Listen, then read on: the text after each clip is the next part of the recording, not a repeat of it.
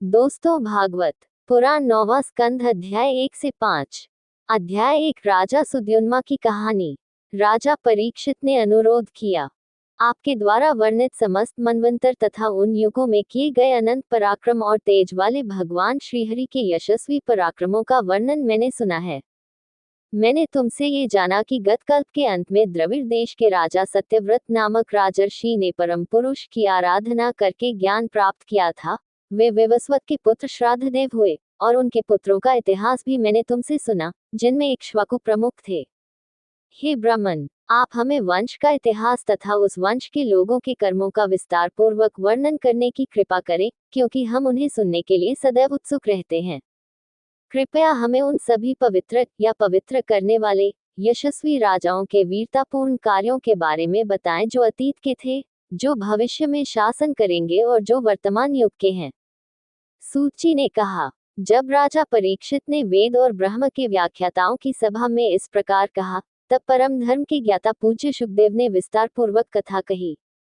श्री शुक ने कहा, हे शत्रुओं को दंडित करने वाले, मनुवंश के इतिहास की मुख्य घटनाओं को संक्षेप में सुनिए, क्योंकि उनका विस्तृत वर्णन अनेक शताब्दियों तक भी संभव नहीं होगा। कल्प के अंत में केवल परम पुरुष ही था, जो सभी प्राणियों का आत्मा है। न तो ब्रह्मांड था, न ही कुछ और। हे पराक्रमी राजन, उनकी नाभि से एक स्वर्ण कमल का पुष्प निकला, जिसमें स्वयंभू चतुर्मुख भगवान ब्रह्मा उत्पन्न हुए। उनके मन से मरीचि उत्पन्न हुए और मरीचि से कश्यप उत्पन्न हुए। कश्यप और उनकी पत्नी अदिति से दक्ष प्रजापति की पुत्री विवस्वत नामक पुत्र उत्पन्न हुआ। विवस्वत और उनकी पत्नी संज्ञा से श्राद्धदेव नामक मनु उत्पन्न हुए और उनकी पत्नी श्रद्धा से आत्मसंयमी प्रख्यात श्राद्धदेव ने निम्नलिखित 10 पुत्र उत्पन्न किए, अर्थात इक्ष्वाकु, नृग, शर्याति, दिष्ट, दृष्ट, करुशिक, नारीश्यत, पृषध्र, नाभाग, कवि। ऐसा कहा जाता है कि प्रारंभ में जब मनु निसंतान थे, तब पूज्य और आध्यात्मिक रूप से शक्तिशाली वशिष्ठ ने मित्र और वरुण के सम्मान में एक यज्ञ किया था। उस यज्ञ में मनु की पत्नी श्रद्धा, जो प्योव्रत व्रत का पालन कर रही थी, होत्री पुरोहित के पास गई, उन्हें प्रणाम किया और पुत्री जन्म की याचना की। होत्री यज्ञ में वैदिक मंत्रों का वाचक, जिसे अध्वर्यु यज्ञ का संचालन करने वाला मुख्य पुरोहित द्वारा निर्देशित किया गया था, श्राद्ध के अनुरोध पर विचार कर रहा था। ब्राह्मण उसके अनुरोध पर विचार करते हुए मन की पूरी एकाग्रता के साथ रहस्यमय शब्द वष्ट का उच्चारण करते हुए आहुति दी और अग्नि को प्रसन्न किया। हुल्ल मंत्रों का उच्चारण करने वाले के कर्तव्य भंग के परिणाम स्वरूप इला नामक एक पुत्री का जन्म हुआ। पुत्री को देखकर जब पुत्र प्राप्ति के लिए यज्ञ किया गया था, मनु बहुत प्रसन्न नहीं हुए और उन्होंने गुरु से कहा, पूज्य महोदय, यह क्या है कि वेद के विशेषज्ञ व्याख्याताओं द्वारा किए गए यज्ञ का कर्म विपरीत परिणाम में परिणत हुआ है। आहा, कितने दुख की बात है। वैदिक मंत्रों के फल में ऐसी उल्टबासी नहीं होनी चाहिए थी। आप मंत्रों के ज्ञान और यज्ञ में निपुण हैं तथा आत्मा अनुशासित हैं। आपने अपनी तपस्या से अपने सभी पापों को जला दिया है। इस आशा के असफल होने का क्या कारण है? ये देवताओं के मामले में असत्य के समान असंभव है। जैसे देवता जो सोचते या कहते हैं वह सत्य होता है, वैसे ही आपकी इच्छा शक्ति भी प्रबल होनी चाहिए। मनु की ये शिकायत भरी वाणी सुनकर पूजतामह वशिष्ठ को मंत्रवाचक होत्र द्वारा किया गया अपराध ज्ञात हो गया और उन्होंने वैवस्वत मनु सूर्यपुत्र विवस्वत को उत्तर दिया, आपकी आशा की यह विफलता होत्र की ओर से कर्तव्य की उपेक्षा के कारण है। फिर भी अपनी आध्यात्मिक शक्ति के बल पर मैं आपके अच्छे पुत्र प्राप्ति के उद्देश्य को पूरा करूंगा। महायशस्वी आराध्य वशिष्ठ ने ऐसा निश्चय करके इला को पुरुषत्व प्रदान करने की इच्छा से सनातन पुरुष भगवान विष्णु से प्रार्थना की। भगवान श्रीहरि ने वशिष्ठ जी से प्रसन्न होकर उन्हें मनचाहा वरदान दिया। उस वरदान के प्रभाव से इला सुद्युम्न हो गई, जो पुरुषों में श्रेष्ठ थी। हे महाराज, एक बार वे सिंधु नस्ल के घोड़े पर सवार होकर कुछ मंत्रियों के साथ जंगल में शिकार खेलने गए थे। कवच पहनकर, सुंदर धनुष और अत्यंत अद्भुत बाणों से सुसज्जित होकर वह वीर हिरण का शिकार करने के लिए उत्तर दिशा की ओर चल पड़ा। ऐसा कहा जाता है कि राजकुमार मेरु पर्वत की तलहटी में एक वन में प्रवेश कर गया, जहां तेजस्वी भगवान शिव अपनी पत्नी उमा के साथ प्रेम क्रीड़ा कर रहे थे। हे राजन, शत्रु योद्धाओं को पराजित करने वाले सुद्युम्न ने जैसे ही वन में प्रवेश किया, तो उन्होंने स्वयं को स्त्री में तथा घोड़े को घोड़ी में परिवर्तित पाया। अपने में लिंग परिवर्तन देखकर उसके सभी अनुयायी मन ही मन निराश हो गए और एक दूसरे का मुंह ताकने लगे। राजा परीक्षित ने पूछा, हे आदरणीय महोदय, इस क्षेत्र को इतनी शक्ति कैसे प्राप्त हुई? किसने इसे ऐसा बनाया? कृपया इस प्रश्न का उत्तर देने की कृपा करें, क्योंकि हमारी जिज्ञासा तीव्र हो गई है। श्री शुक ने कहा, एक अवसर पर पवित्र व्रतों का कठोर पालन करने वाले ऋषिगण कैलाश पर्वत के स्वामी भगवान शिव के दर्शन करने के लिए उस क्षेत्र इलावृत में आए, तथा उन्होंने अपने आध्यात्मिक तेज से सभी दिशाओं से अंधकार को दूर कर दिया। उन्हें देखकर देवी पार्वती, जो उस समय वस्त्रहीन थी, अत्यंत लज्जित हो गई और तुरंत ही अपने पति की गोद से उठकर अपने वस्त्र पहन लिए। दिव्य दंपति के प्रेम में मिलन को देखकर ऋषिगण तुरंत लौटकर नर और नारायण के आश्रम की ओर चल पड़े। तब अपनी दिव्य प्रेमिका को संतुष्ट करने की इच्छा से महाप्रतापी भगवान शिव ने घोषणा की, जो कोई भी इस क्षेत्र में प्रवेश करेगा, वह स्वतः और तुरंत एक वास्तविक स्त्री में बदल जाएगा। तब से सभी पुरुष उस वन में जाने से कतराने लगे। वह सुद्युम्न, जो अब एक स्त्री इला थी, अपने अनुचरों के साथ एक वन से दूसरे वन में भटकती रही। उस उत्तम युवती को स्त्रियों से घिरी हुई अपने आश्रम में विहार करते देख भगवान बुद्ध के मन में उसके प्रति प्रेम उत्पन्न हो गया। सुंदर भाव वाली उस स्त्री ने भी उसके प्रेम का प्रतिदान किया और राजा सोम के पुत्र को पति रूप में प्राप्त किया। उससे राजा सोम ने पुरुरवा नामक पुत्र को जन्म दिया। हमने सुना है कि मनु के वंश के राजा सुद्युम्न जब स्त्री में परिवर्तित हो गए थे, तो उन्हें अपने कुलगुरु वशिष्ठ का स्मरण हुआ। जैसे ही उन्हें इस प्रकार स्मरण किया गया, वशिष्ठ जी वहां प्रकट हुए। सुद्युम्न की ये दुखद स्थिति देखकर वशिष्ठ जी दया से अभिभूत हो गए। अत्यंत व्यथित होकर तथा सुद्युम्न को पुनः पुरुषत्व प्रदान करने की इच्छा से वे भगवान शंकर के पास गए। वशिष्ठ पर प्रसन्न होकर तथा उनकी प्रार्थना स्वीकार करने तथा उनके कथन की सत्यता बनाए रखने के लिए यशस्वी भगवान शिव इस प्रकार बोले, हे राजन, तुम्हारे कुल में उत्पन्न सुद्युम्न एक मास तक पुरुष और दूसरे मास तक स्त्री रहेगा। इस व्यवस्था के अनुसार वह अपनी इच्छानुसार पृथ्वी की रक्षा करेगा। अपने गुरु की कृपा से पुरुषत्व की प्राप्ति की इच्छा पूरी करके उन्होंने उपर्युक्त व्यवस्था के अनुसार पृथ्वी पर शासन किया, परंतु उनकी प्रजा को ये पसंद नहीं आया। उनके 3 पुत्र हुए, उत्कल, गया और विमल। वे दक्कन, महाराष्ट्र सहित दक्षिणी क्षेत्र के धर्मनिष्ठ शासक बने। आयु के परिपक्व होने पर प्रतिष्ठान के शासक राजा सुद्युम्न पृथ्वी का राज्य अपने पुत्र पुरुरवा को सौंपकर स्वयं तपस्या करने के लिए वन में चले गए। अध्याय 2 करुष तथा मनु के अन्य 4 पुत्रों का इतिहास। श्री शुक ने कहा, जब उनके पुत्र सुद्युम्न इस प्रकार वन चले गए, तब विवस्वत के पुत्र मनु ने पुत्र प्राप्ति की इच्छा से यमुना के तट पर 100 वर्षों तक तपस्या की। तत्पश्चात उसने पुत्र प्राप्ति के लिए भगवान श्रीहरि की पूजा की, जिससे उसके 10 पुत्र हुए, जिनमें इक्ष्वाकु सबसे बड़ा था और सभी उसके समान ही थे। मनु के 8वें पुत्र प्रशद्र को उनके गुरु ने गायों की रक्षा का दायित्व सौंपा था, क्योंकि वशिष्ठ ने उन्हें बैलों की देखभाल करने में सक्षम पाया था। वे रात में सतर्कता पूर्वक गायों की देखभाल करते थे। वीरासन, एक घुटने पर बैठना नामक मुद्रा में सतर्क रहते थे। एक बार रात में जब बारिश हो रही थी, तो एक बाघ गौशाला में घुस आया। वहां लेटी गायें घबरा गईं और उछलकर उस बाड़े में इधर उधर भागने लगी। शक्तिशाली बाघ ने एक गाय को पकड़ लिया और वह डर के मारे जोर से चिल्लाने लगी। ऐसा कहा जाता है कि जब प्रशद्र ने उस पीड़ा भरी चीख सुनी, तो वह तलवार लेकर उस दिशा में भागा। रात के अंधेरे में, जब बादलों के कारण तारे भी अदृश्य थे, उसने अनजाने में एक भूरे रंग की गाय का सिर काट दिया, ये सोचकर कि वह बाघ है। उसी वार में तलवार की नोक से बाघ का कान भी कट गया, लेकिन वह अत्यधिक घबराहट में खून टपकाता हुआ भाग निकला। शत्रु योद्धाओं का संहार करने वाले प्रशद्र को विश्वास था कि बाघ मारा गया है। रात के समय उन्हें यह देखकर बहुत दुख हुआ कि उन्होंने रात के अंधेरे में एक लाल भूरे रंग की गाय को मार डाला है।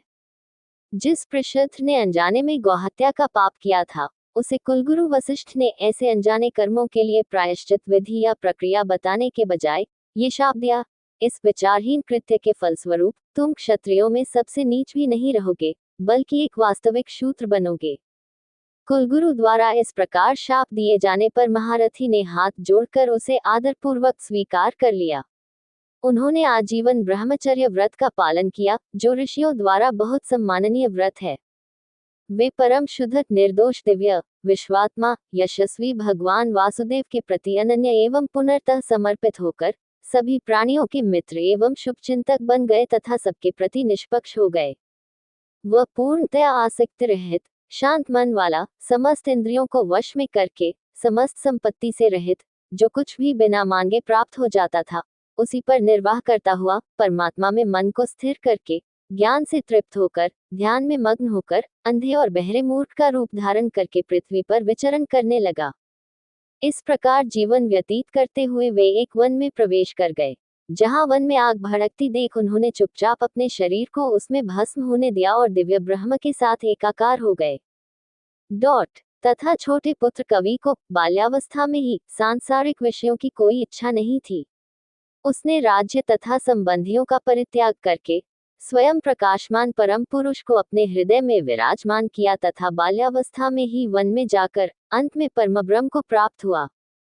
मनु के पुत्र करुष से क्षत्रिय वंश चला, जो कारुष कहलाया, जो उत्तरी क्षेत्रों पर शासन करता था, ब्राह्मणों का मित्र था और धर्म के प्रति समर्पित था। दृष्ट से क्षत्रिय वंश की उत्पत्ति हुई, जिसे दृष्ट कहते हैं, लेकिन उन्होंने पृथ्वी पर ब्राह्मणत्व, ब्राह्मण गुण और जीवन शैली प्राप्त किया। नृक वंश में नृक का एक पुत्र सुमति था, जिसका पुत्र भूत ज्योति था, जिसके पुत्र का नाम वसु था। वसु के पुत्र प्रतीक थे, जिनके पुत्र ओघवान, ओघवत नामक पुत्र के पिता थे तथा ओघवती नामक पुत्री के पिता थे, जिनसे सुदर्शन ने विवाह किया था। नरिष्यंत से उत्पन्न चित्रसेन के पुत्र का नाम दक्ष था। दक्ष के पुत्र मीधवान थे, जिनसे कूर्च का जन्म हुआ और उनके पुत्र का नाम इंद्रसेन था। इंद्रसेन का पुत्र वीतिहोत्र था, जिसके पुत्र का नाम सत्यश्रवा था तथा उसके पुत्र का नाम उरुश्रवा था। उरुश्रवा से देवदत्त का जन्म हुआ। आदरणीय अग्निदेव अग्नि ने स्वयं उरुश्रवा के पुत्र के रूप में जन्म लिया और अग्निवेश्य कहलाए। वे महान ऋषि कनिन या जातुकर्ण्य के रूप में प्रसिद्ध हुए। हे राजन, अग्निवेश्य से अग्निवेश्यायन नामक ब्राह्मण वंश चला। नरिष्यंत की जाति का इस प्रकार विस्तार से वर्णन किया गया है। अब दिष्ट की वंशावली सुनो। दिष्ट का एक और पुत्र नाभाग, जो आगे वर्णित पुत्र से भिन्न है, उस वर्ण के व्यवसाय, कृषि, गोपालन आदि को अपनाकर वैश्य बन गया। उसका पुत्र भलंदन था, जिसका पुत्र वत्सप्रीति था। प्रांशु वत्सप्रीति के पुत्र थे। प्रांशु के पुत्र प्रमति नाम से प्रसिद्ध हैं, जिनके पुत्र खनित्र थे। खनित्र के पुत्र चक्षुष थे, जो विविंशति के पिता थे। रंभ विविंशति का पुत्र था। रंभ का पुत्र धार्मिक खनिनेत्र था और करंदमा खनिनेत्र का पुत्र था। हे महान राजा, उनके पुत्र का नाम अवीक्षित था। उनके पुत्र मरुत संपूर्ण पृथ्वी के अधिपति हुए, वही अधिपति जिनके लिए महर्षि अंगिरस के पुत्र महान योगी संवर्त ने यज्ञ किए थे। मरुत के समान किसी अन्य ने कभी भी इतना शानदार यज्ञ नहीं किया। उसमें सभी बर्तन शुद्ध सोने के थे तथा उसके यज्ञ में जो भी अन्य सामग्री उपयोग में लाई गई थी, वह शुभ और सुंदर थी। इंद्र उस यज्ञ में इतना सोम पी गए कि नशे में चूर हो गए और ब्राह्मण दान दक्षिणा से अति तृप्त हो गए। मरुत देवताओं ने उस यज्ञ में भोजन परोसा और देवताओं की पूरी बिरादरी विश्वेदेवा यज्ञ सभा के सदस्य थे। मरुत के पुत्र का नाम दम था, उनके पुत्र का नाम राज्यवर्धन था, उनके पुत्र का नाम सुधृति था और सुधृति के पुत्र के रूप में नर का जन्म हुआ। कैवला का पुत्र बंधुमान था, बंधु का पुत्र वेगवान था, बंधु का पुत्र तृणबिंदु था, बंधु से पृथ्वी के राजा तृणबिंदु का जन्म हुआ। प्रशंसनीय गुणों का निवास होने के कारण एक प्रमुख स्वर्गीय युवती इलम्बुषा ने उनसे विवाह किया और उनसे अनेक पुत्र और एक पुत्री उत्पन्न हुई, जो इद्विदा इलविला कहलाई। ऋषि विश्रवा ने उनसे एक पुत्र उत्पन्न किया, जो कुबेर धन का दानी के नाम से जाना गया। अपने पिता से जो योग के महारथी थे, कुबेर को सर्वोच्च विद्या आत्मा के बारे में प्राप्त हुई। इस राजा के पुत्र विशाला, शून्यबंधु और धूम्रकेतु थे। विशाला एक राजवंश का संस्थापक था और उसने वैशाली शहर का निर्माण किया था। उनके विशाल के पुत्र हेमचंद्र थे, जिनके पुत्र धूम्राक्ष थे। उनके पुत्र संयम से कृशाश्व और देवजा का जन्म हुआ। कृष्ण से सोमदत्त उत्पन्न हुआ, जिसने अश्वमेध यज्ञ करके यज्ञों के अधिष्ठाता परम पुरुष की पूजा की 8 और योग गुरु की सहायता से परमपद को प्राप्त किया। सोमदत्त के पुत्र सुमति थे, जिनके पुत्र जन्मेजय थे। वैशाली राज्य के इन शासकों ने तृणबिंदु की गौरवशाली परंपरा को कायम रखा। श्री सुखदेव ने आगे कहा, ऐसा कहा जाता है कि मनु के पुत्र राजा शर्याति वैदिक विद्या के आचार्य थे और उन्होंने ही अंगिरस के यज्ञ सत्र में दूसरे दिन के अनुष्ठान की विधि को अधिकारपूर्वक समझाया था। उनकी एक पुत्री थी जिसका नाम सुकन्या था, जिसके नेत्र कमल के समान सुंदर थे। उसे साथ लेकर वे च्यवन ऋषि के आश्रम में गए। वह अपनी दासियों से घिरी हुई सुंदर वृक्षों के दृश्य का आनंद लेती हुई वन में विचरण कर रही थी। तभी उसकी नजर चींटियों के टीले के बिल में जुगनू जैसे चमकते हुए 2 पिंडों पर पड़ी। अपने भाग्य से प्रेरित होकर उसने अपनी बचकानी मासूमियत में चमकती हुई वस्तुओं को कांटों से छेद दिया और उनमें से खून बहने लगा। उसी क्षण उनके सैनिकों के निचले मार्ग में अचानक रुकावट आ गई, मल मूत्र त्याग का रुक जाना। ये देखकर राजर्षि को बड़ा आश्चर्य हुआ और उन्होंने अपने सैनिकों से पूछा, क्या आप में से किसी ने भृगुवंशी च्यवन को अपमानित किया है या उसके साथ गलत किया है? जाहिर है हम में से किसी ने उनके आश्रम को अपवित्र किया होगा। भयभीत होकर सुकन्या ने अपने पिता से कहा, मैंने अज्ञानता में कुछ किया है, क्योंकि मैंने अनजाने में एक जोड़ी चमकदार वस्तुओं को छेद दिया है। अपनी पुत्री की बातें सुनकर शर्याती को भय हुआ और वह धीरे धीरे चींटियों के टीले में छिपे हुए ऋषि को शांत करने का प्रयत्न करने लगा। मुनि की इच्छा जानकर राजा ने अपनी पुत्री का विवाह मुनि से कर दिया। इस प्रकार संकट से मुक्त होकर मुनि से विदा लेकर वह सावधानी से अपनी राजधानी की ओर चल पड़ा। सुकन्या ने अत्यंत क्रोधी च्यवन को पति रूप में प्राप्त करके उसकी मानसिक प्रवृत्तियों को समझकर सावधानी पूर्वक आज्ञा पालन द्वारा उसे जीत लिया। इसके कुछ समय पश्चात अश्विनी कुमार नामक देवगण उसके आश्रम में आए। अतिथि के रूप में विधिपूर्वक उनकी पूजा करके उसने विनती की, हे देव चिकित्सकों, मुझे मेरा यौवन लौटाने की कृपा करें। यद्यपि तुम लोग सोमरस में हिस्सा लेने के योग्य नहीं हो, फिर भी मैं तुम दोनों को सोम यज्ञ में सोम का प्याला भर कर दूंगी। कृपया मुझे वही यौवन और सौंदर्य प्रदान करें जो युवा युवतियों को चाहिए। श्रेष्ठ वैद्यों ने उनके प्रस्ताव पर प्रसन्नतापूर्वक कहा, आपके आराध्य सिद्धों द्वारा निर्मित इस कुंड में डुबकी लगाने के लिए प्रसन्न हूँ। ऐसा कहकर वृद्धावस्था से ग्रसित, उभरी हुई नसों से आच्छादित तथा झुर्रियों और सफेद बालों के कारण घृणित प्रतीत होने वाले च्यवन को अश्विन देवयुगल ने कुंड में प्रवेश कराया। उस कुंड में से 3 पुरुष निकले। वे सभी मोहक सुंदर, स्त्रियों को मोहित करने वाले, कमल मालाओं और कुंडलों से सुशोभित, सुंदर वस्त्र पहने हुए, एक दूसरे के समान आकार वाले थे। उन सभी को एक दूसरे के समान आकार वाला तथा सूर्य के समान तेजस्वी देखकर पतिव्रता सुकन्या अपने पति को पहचानने में असमर्थ हो गई और उसने अश्विनी कुमारों की शरण ली जो अलग खड़े होकर उसे अपने पति को पहचानने में सहायता करें। उसके पतिव्रता स्वभाव से प्रसन्न होकर अश्विनी कुमारों ने उसके पति को बताया और मुनि से विदा लेकर अपने दिव्य रथ पर सवार होकर स्वर्गलोक को चले गए। एक दिन राजा शर्याती यज्ञ करने के इरादे से च्यवन के आश्रम में गए और अपनी पुत्री के पास सूर्य के समान तेजस्वी एक पुरुष को देखा। जब पुत्री ने उन्हें प्रणाम किया तो राजा को उससे अधिक प्रसन्नता नहीं हुई और उसने उसे आशीर्वाद देने के स्थान पर निंदा की। तुमने क्या करने का विचार किया है? तुम्हारे पति, जो समस्त संसार द्वारा आदरपूर्वक प्रणाम किए जाने वाले एक ऋषि हैं, को तुमने धोखा दिया है, क्योंकि तुमने अपने द्वारा झूठे रूप से स्वीकृत वृद्ध पति को त्याग कर एक यात्री को अपना प्रेमी बना लिया है। हे पतिव्रता स्त्री, तुम्हारी मानसिकता इतनी नीच दुष्टता तक कैसे गिर गई? अन्यथा तुम एक महान परिवार में पैदा हुई हो और ये परिवार पर एक घिनौना कलंक है। तुम अपनी शर्म खो चुकी हो और एक प्रेमी को आश्रय दे रही हो, जिससे तुम्हारे पिता और पति के परिवार नरक की अंधेरी गहराई में जा रहे हैं। जब उसके पिता उसे इस प्रकार दोषी ठहरा रहे थे, तब सुकन्या ने शुद्ध मृदु मुस्कान के साथ हंसते हुए उत्तर दिया, पिताजी, यह आपके दामाद च्यवन हैं, जो भृगु के वंशज हैं। तब उसने अपने पिता को बताया कि किस प्रकार उसने च्यवन ने पुनः अपनी युवावस्था और सुंदरता प्राप्त कर ली है। आश्चर्यचकित होकर और उससे अत्यंत प्रसन्न होकर उसने अपनी पुत्री को गले लगा लिया। च्यवन ने वीर राजा शर्याति से सोम यज्ञ करवाया, जिसमें उन्होंने अपनी तप शक्ति से अश्विन कुमारों के जोड़े को सोम का प्याला पिलाया। हालांकि उस समय तक वे सोम में हिस्सा पाने के अधिकारी नहीं थे। क्रोधी इंद्र तुरंत क्रोधित हो गए और उन्हें मारने के लिए अपना वज्र उठाया, लेकिन भृगुवंशी च्यवन ने वज्र से इंद्र की भुजा को भी पत्थर बना दिया। तत्पश्चात उन सभी देवताओं ने अश्विनी कुमारों को सोम रस में हिस्सा देने पर सहमति व्यक्त की, क्योंकि वे चिकित्सक थे तथा पहले उन्हें सोम की आहुति देने से उन्हें वंचित रखा गया था। शर्याति के 3 पुत्र थे, उत्तान, बर्हिष, आनर्त और भूरिशिन। आनर्त से रेवत का जन्म हुआ।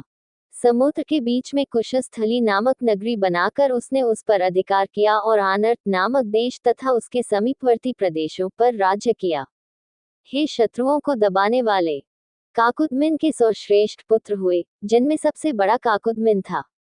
अपनी पुत्री रेवती को साथ लेकर काकुदमिन अपनी पुत्री के लिए योग्य वर के विषय में परामर्श करने के लिए ब्रह्मा जी के पास गया। उस समय ब्रह्मा जी का क्षेत्र खुला हुआ था। गंधर्वों की संगीत सभा चल रही थी, अतः उसे ब्रह्मा जी से बात करने का अवसर नहीं मिला और वह कुछ क्षण प्रतीक्षा करता रहा। संगीत कार्यक्रम के समापन के बाद उन्होंने भगवान ब्रह्मा, प्रथम सृजित देवता, को प्रणाम किया और अपने आगमन का उद्देश्य बताया। ये सुनकर भगवान ब्रह्मा जोर से हंसे और बोले, हे राजन, आपके मन में जो वर थे वे तो बहुत पहले ही काल के गाल में समा चुके हैं। हम उनके पुत्रों, पौत्रों, परपौत्रों के बारे में भी नहीं सुनते, यहाँ तक कि उनके गोत्रों, जातियों के बारे में भी नहीं जानते। 4 युगों के समूह के 9 अर्थात 27 चक्करों का 3 गुना समय बीत चुका है। इसलिए अब तुम वापस जाओ और इस कन्या रत्न को अत्यंत पराक्रमी बलदेव को अर्पण करो, जो देवताओं के देव की किरण है और पुरुषों में रत्न है। वे तेजस्वी भगवान, समस्त प्राणियों के रचयिता, जिनके नाम का कीर्तन और श्रवण पुण्यदायी है, वे पृथ्वी का भार हल्का करने के लिए अपनी अंश किरण द्वारा पृथ्वी पर अवतरित हुए हैं। इस प्रकार आज्ञा पाकर उन्होंने अजन्मा भगवान ब्रह्मा को प्रणाम किया और अपनी राजधानी को लौट गए, जिसे उनके भाइयों ने यक्षों के भय से त्याग दिया था, जो कि पृथ्वी के विभिन्न भागों में बिखरे हुए थे। अपनी अत्यंत सुंदरी पुत्री का विवाह महाबली बलराम से करके राजा बद्री नामक नारायण के आश्रम में तपस्या करने चले गए। अध्याय 4, नाभाग और अम्बरीश का वृतांत। श्री सुखदेव ने आगे कहा, नाभाग नाभाग का पुत्र था। वह भाइयों में सबसे छोटा था, सबसे विद्वान और बुद्धिमान था, और उसने अपने गुरु के आश्रम में ब्रह्मचारी के रूप में अनावश्यक रूप से लंबा समय बिताया था। जब वह गुरु के आश्रम से लौटा और पैतृक संपत्ति में से अपना हिस्सा मांगा, तो उन्होंने उसे अपने पिता के भरण पोषण की प्रतिबद्धता को वंशानुगत संपत्ति के हिस्से के रूप में दे दिया, जैसा कि उन्होंने अपने पिता की पूरी संपत्ति आपस में साझा की है, यह मानते हुए कि नाभाग आजीवन ब्रह्मचारी रहेगा और कभी वापस नहीं आएगा। भाइयों, आपने मुझे पैतृक संपत्ति में क्या हिस्सा दिया है? नाभाग ने पूछा। तब हम आपको भूल गए थे या आपके त्याग की बात सुनकर संपत्ति के विभाजन में कोई हिस्सा नहीं दिया गया था? अब हम पिता का भरण पोषण को आपका हिस्सा देते हैं, भाइयों ने उत्तर दिया। नाभाग ने अपने पिता के पास जाकर उनसे कहा, मेरे बड़े भाइयों ने आपको पारिवारिक संपत्ति में मेरा हिस्सा दिया है, प्रिय पिताजी। पिता ने कहा, हे बच्चे, उनकी बातों पर बिल्कुल भी विश्वास मत करो। मैं भोगने के लिए संपत्ति नहीं हूँ, बल्कि भरण पोषण के लिए आजीवन प्रतिबद्ध हूँ। लेकिन तुम्हारे भरण पोषण के लिए मैं सलाह देता हूँ। अंगिरस परिवार के ये पड़ोसी बुद्धिमान वंशज अब एक दीर्घ अवधि के यज्ञ सत्र में लगे हुए हैं, लेकिन हर छठे दिन वे बलिदान के लिए निर्धारित सटीक विधि के बारे में भ्रमित हो जाते हैं। हे विद्वान पुत्र, तुम उन महान मन वाले ब्राह्मणों को विश्वेदेवों के 2 सूक्त पढ़ाओ। जब यज्ञ पूरा होने के बाद वे स्वर्ग में चले जाएंगे, तो वे अपना सारा धन तुम्हें दे देंगे, जो यज्ञ के बाद भी खर्च नहीं होगा। इसलिए तुम उनके अंगिरसों पास जाओ। उसने अपने पिता की सलाह मान ली। उन्होंने यज्ञ के बाद बची हुई सारी संपत्ति उन्हें दान कर दी और स्वर्ग चले गए। जब वह उस धन को स्वीकार करने वाला था, तो एक काले रंग का आदमी रुद्र उत्तर दिशा से आया और दावा किया, इस घर के परिसर में ये सारी संपत्ति मेरी है। तब मनु के वंशज ने उत्तर दिया, यह मेरा है, क्योंकि यह मुझे यज्ञ करने वाले ऋषियों द्वारा दिया गया है। हमारे बीच का ये प्रश्न विवाद आपके पिता के समक्ष रखा जाना चाहिए। तदनुसार नाभाग ने अपने पिता से पूछा। पिता ने उत्तर दिया, एक अवसर पर ऋषियों ने यज्ञशाला में जो कुछ शेष रह गया था उसे रुद्र के भाग के रूप में अर्पित कर दिया था। भगवान उस संपूर्ण धन के अधिकारी हैं।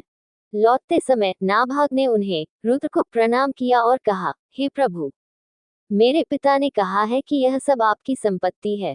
हे ब्राह्मण, मैं सिर झुकाकर क्षमा मांगकर आपको प्रसन्न करता हूँ। हे ब्राह्मण, मुझे क्षमा कर दो। रुद्र ने कहा, चूंकि तुम्हारे पिता ने जो कहा वह धर्म के अनुसार था और तुम भी सत्य बोलते हो, इसलिए मैं तुम्हें वैदिक मंत्रों की दृष्टा को सनातन ब्रह्म के विषय में आध्यात्मिक ज्ञान प्रदान करूंगा।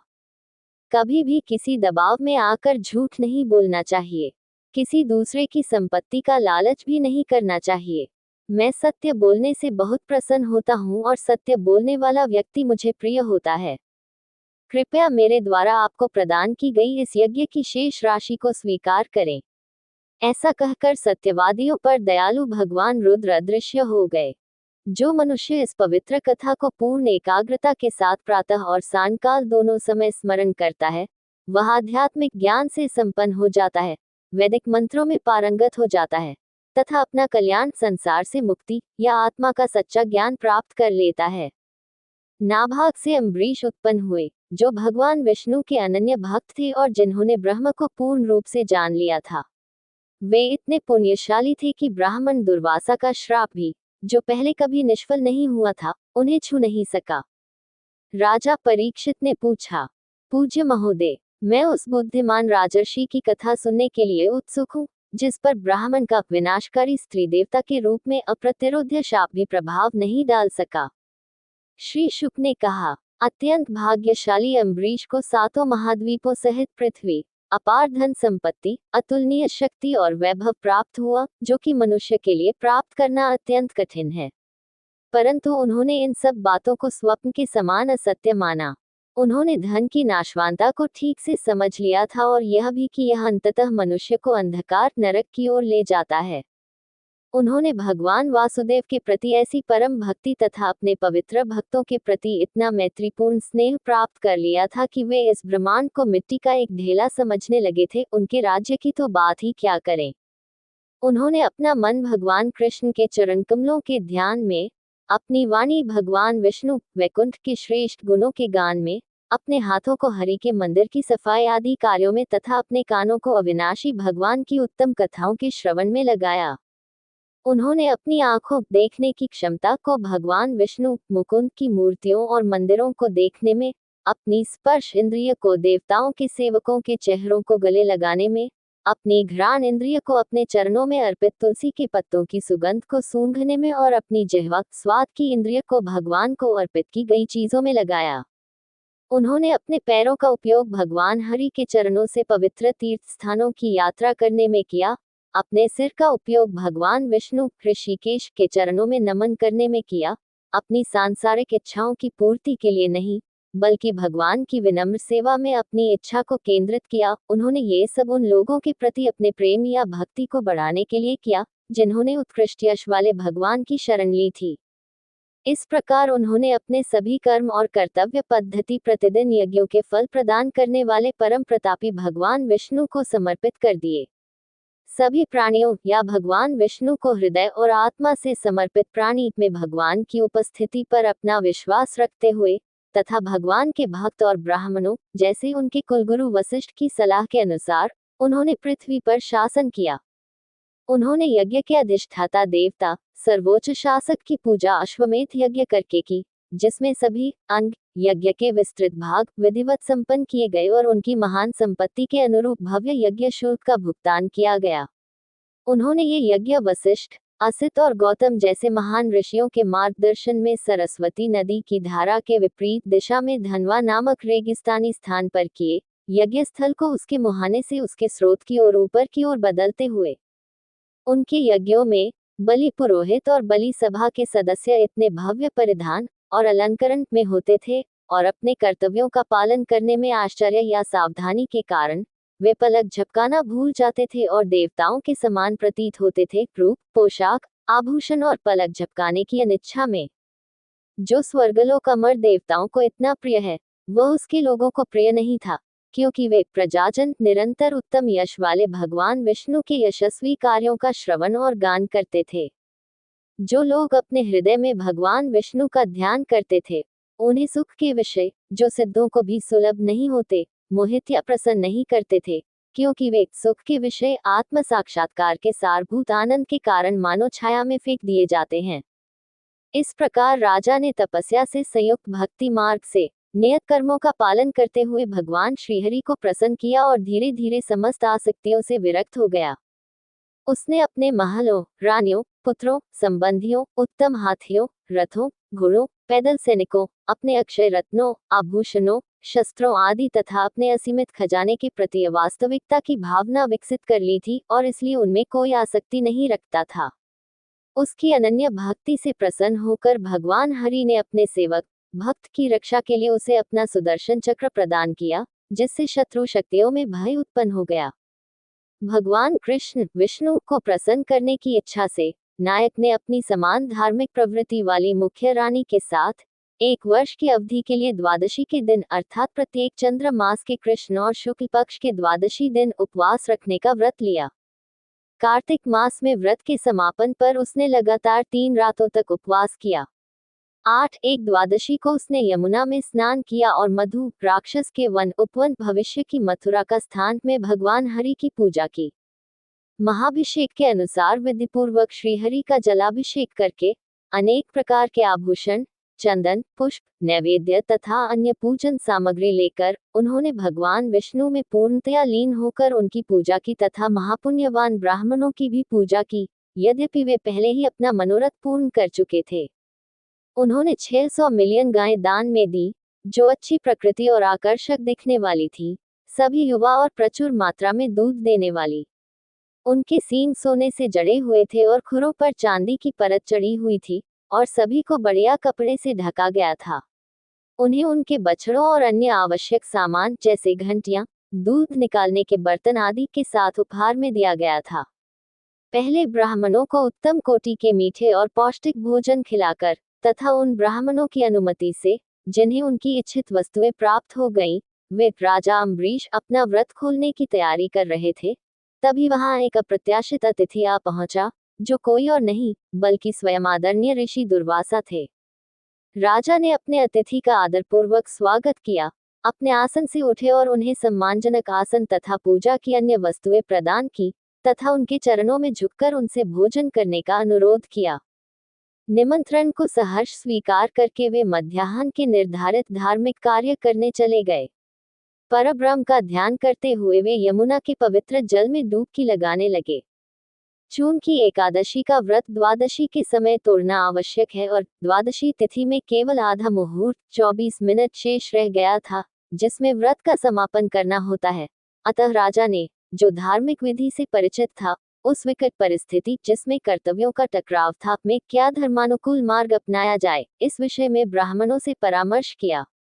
राजा ने ब्राह्मणों के समक्ष अपनी दुविधा रखी। एक ओर ब्राह्मण विरुद्ध पाप है, यदि मैं आमंत्रित अतिथि को भोजन कराए बिना भोजन कर लूं, और दूसरी ओर द्वादशी के व्रत का पारण न करना भी पाप है। मुझे सलाह दीजिए कि कौन सा मार्ग मेरे लिए हितकर होगा और अधर्म मुझे छू भी न सके। मैं केवल जल पीकर व्रत का समापन करूंगा, क्योंकि ब्राह्मणों ने जल पीना व्रत तोड़ने के समान बताया है, लेकिन साथ ही इसे खाना भी नहीं कहते हैं। इस निष्कर्ष पर पहुंचकर राजर्षि ने थोड़ा जल ग्रहण किया और मन में अविनाशी भगवान विष्णु का ध्यान करते हुए ब्राह्मण के लौटने की प्रतीक्षा करने लगे। हे कुरुश्रेष्ठ, मध्याह्न के आवश्यक धार्मिक कार्य समाप्त करके ऋषि दुर्वासा यमुना तट से लौटे। राजा ने उनका स्वागत किया, किंतु वे अपनी बुद्धि अंतर्ज्ञान शक्ति से राजा के कृत्य अर्थात जल पीकर व्रत तोड़ना को जान गए। क्रोध से कांपते हुए अंगों और भौहों के बल से मुख को झुकाकर अत्यंत क्रुद्ध होकर उसने हाथ जोड़कर खड़े हुए राजा को डांटा। ओह, इस दुष्ट व्यक्ति द्वारा स्थापित धार्मिक रीति का उल्लंघन देखो, जो अपने धन के मद में चूर है, जो स्वयं को ईश्वर मानता है और विष्णु के प्रति किसी भी प्रकार की भक्ति से रहित है। मुझ अप्रत्याशित अतिथि को अपने आतिथ्य का निमंत्रण देकर मुझे भोजन परोसे बिना ही उन्होंने स्वयं भोजन कर लिया।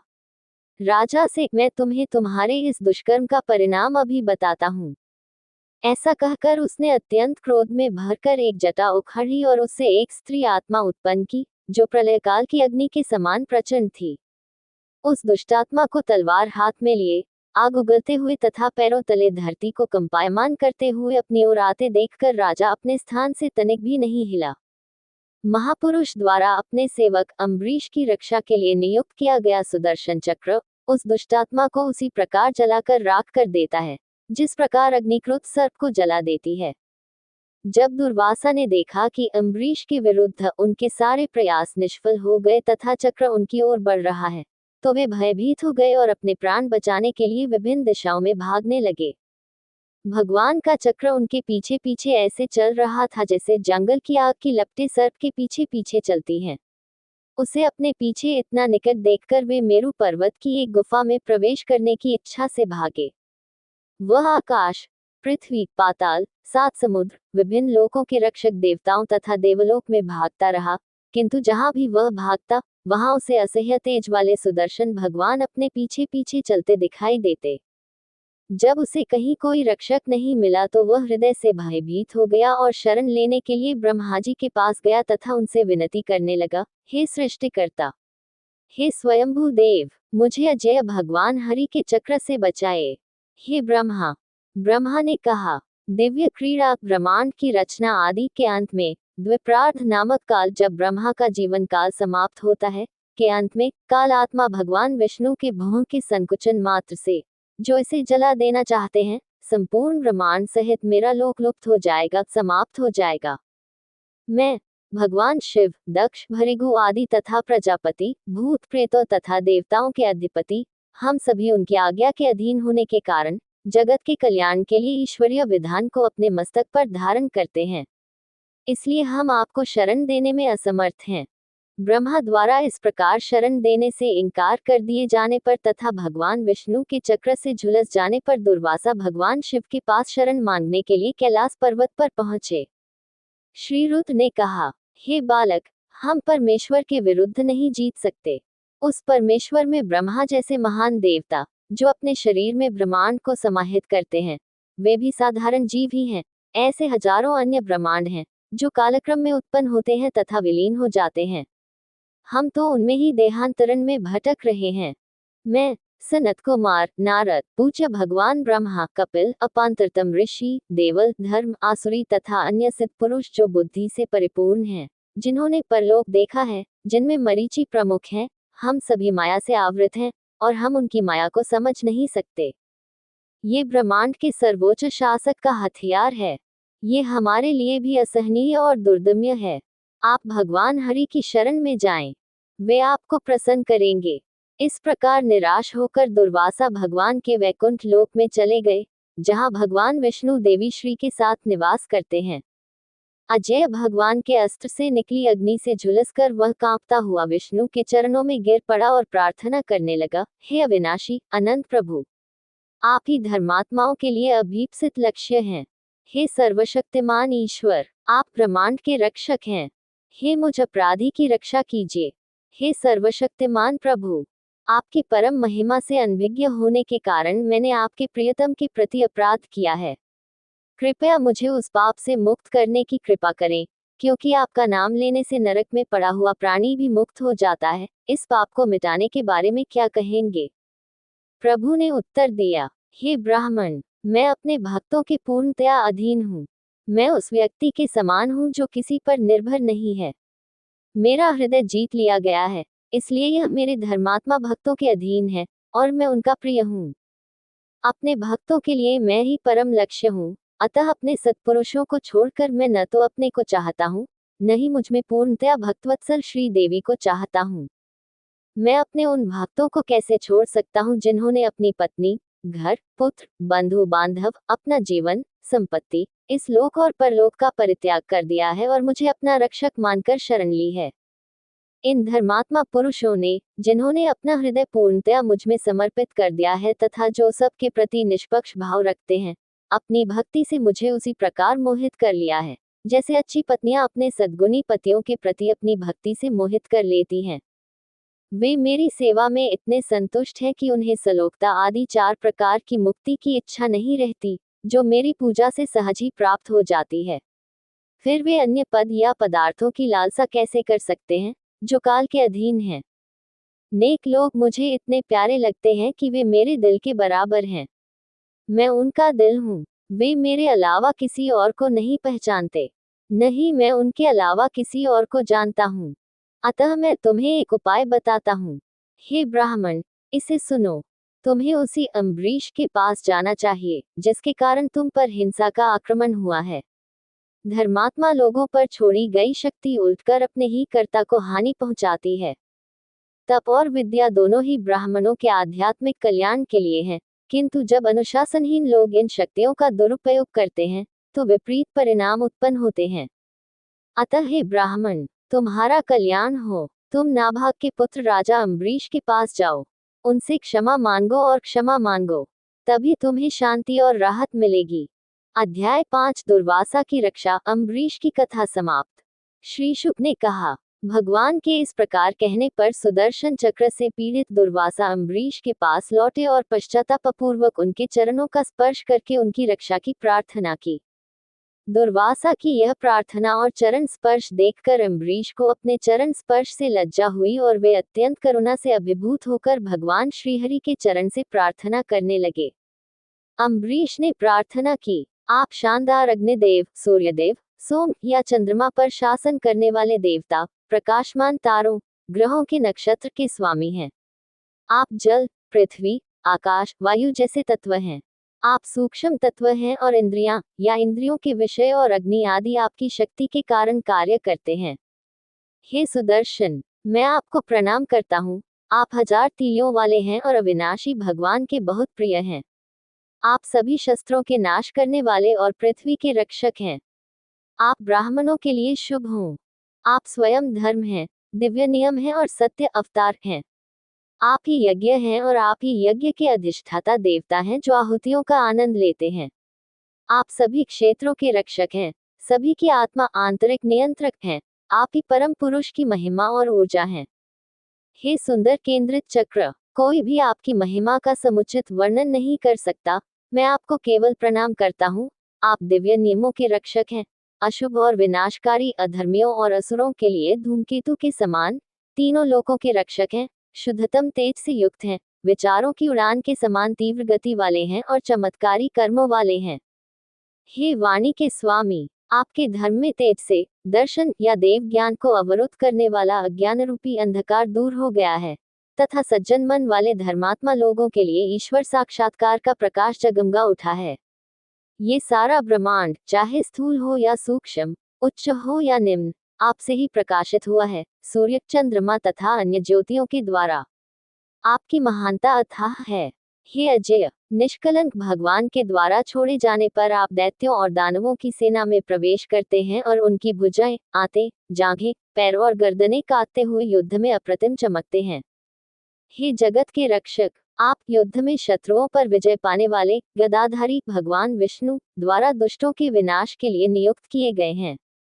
अतः हमारे कुल की समृद्धि के लिए आप ब्राह्मण दुर्वासा का कल्याण रक्षा करने की कृपा करें।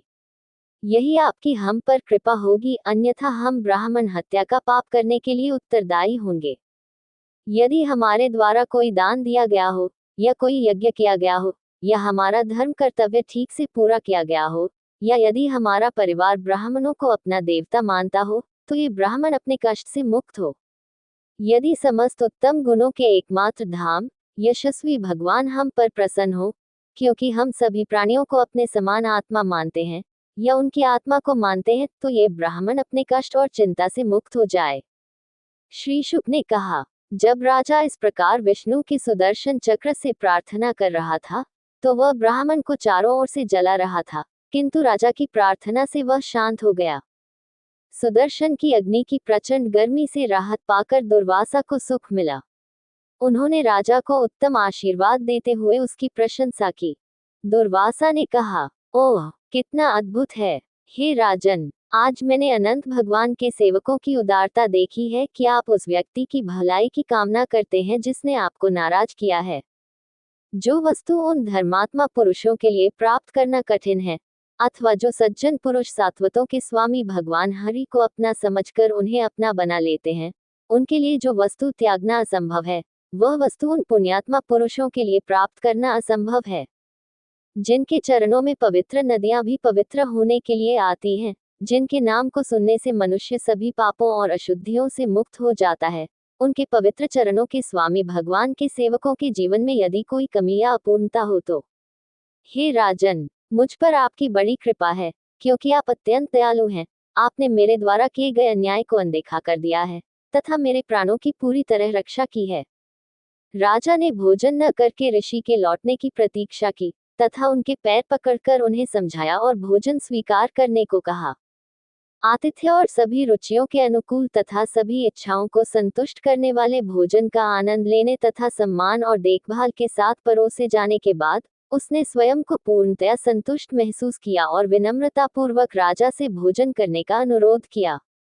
मैं तुमसे पूर्णतया प्रसन्न हूँ और तुम जैसे भगवान के महान भक्त के दर्शन, स्पर्श, वार्तालाप तथा भगवान के प्रति पूर्ण भक्ति के साथ किए गए आतिथ्य से मैं बहुत आभारी हूँ। स्वर्ग की स्त्रियां तुम्हारे इस उत्तम आचरण कार्य का गुणगान बार बार करेगी स्वर्ग में, और यह पृथ्वी सारा संसार तुम्हारी इस परम पवित्र महिमा का गुणगान करेगी।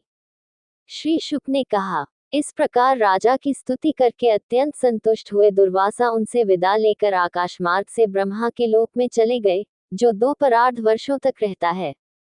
ऋषि दुर्वासा को वापस लौटे 1 साल बीत गया। ऐसा कहा जाता है कि इस दौरान उन्हें वापस देखने की चाहत रखने वाले राजा ने केवल पानी पीकर अपना जीवन यापन किया। दुर्वासा के चले जाने के बाद अम्बरीश ने उस भोजन को खाया जो ब्राह्मण दुर्वासा द्वारा खाए जाने से अत्यंत पवित्र हो गया था। दुर्वासा पर आए विपत्ति, अपनी अंतिम मुक्ति तथा अपनी स्वयं की दृढ़ता पर विचार करते हुए उन्होंने सोचा कि यह सब परम पुरुष की शक्ति के कारण ही हुआ है। इस प्रकार असंख्य गुणों से संपन्न राजा अम्बरीश ने अपनी जाति तथा जीवन अवस्था के अनुकूल सभी कर्मों को वासुदेव नामक परमात्मा ब्रह्म को समर्पित करके भगवान की भक्ति जारी रखी। ऐसी दृढ़ भक्ति के कारण वह भगवान ब्रह्मा के भाग तक के सभी पदों को नारकीय मानने लगा। समय बीतने पर अम्बरीश ने अपना राज्य अपने पुत्रों को सौंप दिया, जिनका स्वभाव और चरित्र उनके समान था, और वे वन में चले गए।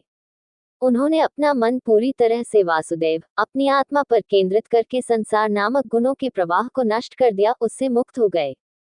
जो व्यक्ति राजा अम्बरीश की इस पवित्र कथा का गुणगान करता है या इस पर मनन करता है, वह भगवान विष्णु का भक्त बन जाता है। जो लोग महात्मा अम्बरीश की कथा सुनते हैं, वे सब भगवान विष्णु की भक्ति और कृपा से संकटमोचन को प्राप्त होते हैं। दोस्तों, अगली वीडियो देखने के लिए आप चैनल सब्सक्राइब जरूर करें और लाइक करें और कमेंट करें। जय श्री राधा कृष्ण।